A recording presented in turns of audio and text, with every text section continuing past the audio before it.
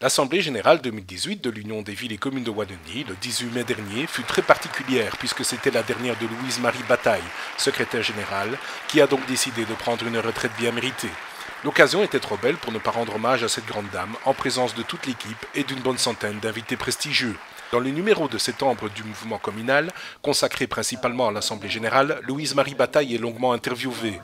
Elle y revient sur ses 25 années de travail en tant que secrétaire générale au service de la démocratie locale. 25 années jalonnées de nombreux dossiers importants pour les villes et communes et de nombreux combats gagnés au nom de l'Union. Mais avant cela, nous avons voulu lui demander de quel souvenir elle pensait être la plus fière. Je ne citerai pas un dossier en particulier, je citerai l'évolution de l'Union elle-même. Parce que je crois qu'on peut dire aujourd'hui que l'Union des villes et communes de Wallonie est écoutée, c'est une institution crédible et nous le devons à toute une équipe, tout un staff très compétent. Nous le devons aussi à un conseil d'administration pluraliste, fédérateur de l'ensemble des positions des pouvoirs locaux. Une équipe et un conseil d'administration de grande qualité donc, que Louise-Marie Bataille tenait à remercier une dernière fois lors de l'Assemblée générale.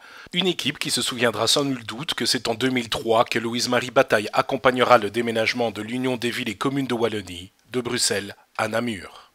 Nous avions une grande proximité avec nos collègues bruxellois et flamands, donc nous avons dû redoubler d'efforts pour continuer à collaborer, pour assurer la continuité dans la défense efficace des dossiers fédéraux, mais ça a eu beaucoup d'avantages. Le déménagement, c'était une dynamique nouvelle, une organisation autonome et bien sûr une grande proximité avec le gouvernement, le Parlement et l'administration wallonne, ce qui nous a fait gagner en efficacité dans la défense des dossiers wallons. Mais pour l'Union des villes et communes de Wallonie, le combat de la démocratie ne se limite pas qu'au territoire wallon ou fédéral. Ainsi, depuis longtemps, l'international est l'un de ses chevaux de bataille. Le premier mouvement ne vient pas de nous, le premier mouvement il vient de l'Afrique.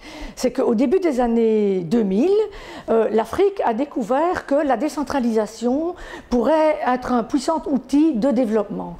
Et donc la coopération au développement belge a voulu soutenir ce mouvement et a financé un vaste programme de coopération communale internationale, programme qu'il a confié à l'Union des villes et communes de Wallonie. Et ce, c'est sans compter l'action de l'Union vers les instances européennes grâce au CCRE, dont l'Union des villes et communes de Wallonie fait partie, et dont les collaborateurs tenaient particulièrement à remercier Louise-Marie Bataille lors de cette assemblée générale. Nous sommes assez actifs au sein de notre structure européenne, qui est le Conseil des communes et régions d'Europe. Nous avons une fédération européenne qui est très active et grâce à eux, nous pouvons vraiment intervenir dans les processus d'élaboration des directives européennes. Il est bien évidemment difficile de résumer une telle carrière en quelques minutes. Nous invitons donc nos web spectateurs à découvrir l'interview de Louise-Marie Bataille dans le mouvement communal qui sera distribué en septembre. Cela ne nous empêche pas, néanmoins, de donner le mot de conclusion à la secrétaire générale de l'Union des villes et communes de Wallonie. À tous mes collègues, aux agents communaux et aux élus, aux mandataires politiques, je voudrais dire qu'ils exercent une très belle mission et je voudrais aussi rappeler la très belle maxime du philosophe politique français Alexis de Tocqueville qui a dit que sans institution communale, les peuples pouvaient se donner des gouvernements libres mais qu'ils n'avaient pas l'esprit de la liberté.